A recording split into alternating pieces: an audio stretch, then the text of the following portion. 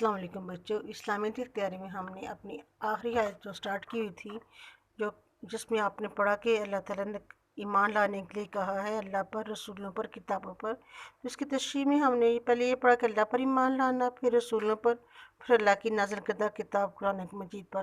اب آگے سے پڑھتے ہیں انشاءاللہ۔ ان کتابوں کے بھی برحق ہونے پر ایمان لانا ہے جو پچھلے رسولوں پر نازل ہو چکی ہیں، مثلا تورات حضرت موسیٰ علیہ السلام پر نازل ہوئی، انجیل حضرت عیسیٰ علیہ السلام پر اتری، اور زبور حضرت داؤد علیہ السلام پر نازل ہوئی۔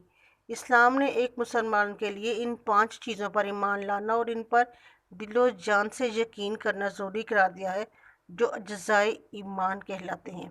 یعنی یہ جو ہم نے آیت پڑھی، اس میں جن چیزوں پر ایمان لانے کے لیے کہا گیا انہیں اجزائے ایمان کہتے ہیں، یعنی ایمان باللہ، ایمان بالملائکہ، ایمان بالکتب، ایمان بالرسل، ایمان بالیوم الآخر۔ اس آیت میں ایمان بالملائکہ، ایمان بالرسل اور ایمان بالیوم الآخر نہ رکھنے والوں کو کافر قرار دیا گیا ہے، اور یہ بتایا گیا ہے کہ وہ انتہائی گمراہی میں ہیں۔ یعنی اللہ، رسول اور نبی پاک صلی اللہ علیہ وسلم کے بعد کتاب پر ایمان لانا تو ہے قرآن مجید پر، لیکن جو باقی کتابیں ہیں، ایمان فرشتوں پر، کتابوں پر اور آخرت کے دن پر ایمان نہ لانے والوں کو کافر کہا گیا ہے، اور ان کو بہت انتہائی گمراہی میں کہا گیا ہے۔ یہ بات ذہن نشین کر لینی چاہیے کہ اللہ تعالیٰ کے تمام رسولوں اور نبیوں پر ایمان لانا ضروری ہے۔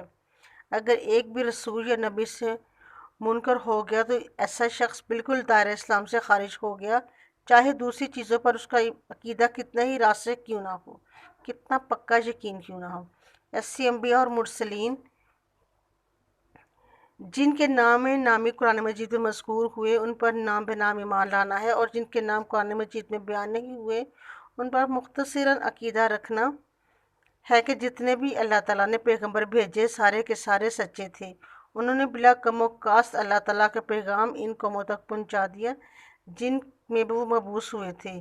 یعنی وہ انبیاء کرام جن کے نام قرآن مجید میں نہیں ہیں، لیکن ان پر ایمان لانا بھی ضروری ہے، کیونکہ انہوں نے اللہ کے پیغام کو پوری طرح پہنچا دیا تھا ان قوموں کی طرف جہاں پر وہ مبعوث ہوئے تھے۔ اس طرح جتنی بھی کتابیں اللہ تعالیٰ نے قرآن مجید سے پہلے وقت فوقت نازل فرمائیں، وہ سب کی سب سچی کتابیں تھیں۔ اس زمانے میں ان پر عمل فرض تھا، اب قرآن مجید کے آ جانے کے بعد ان پر عمل ختم کر دیا گیا۔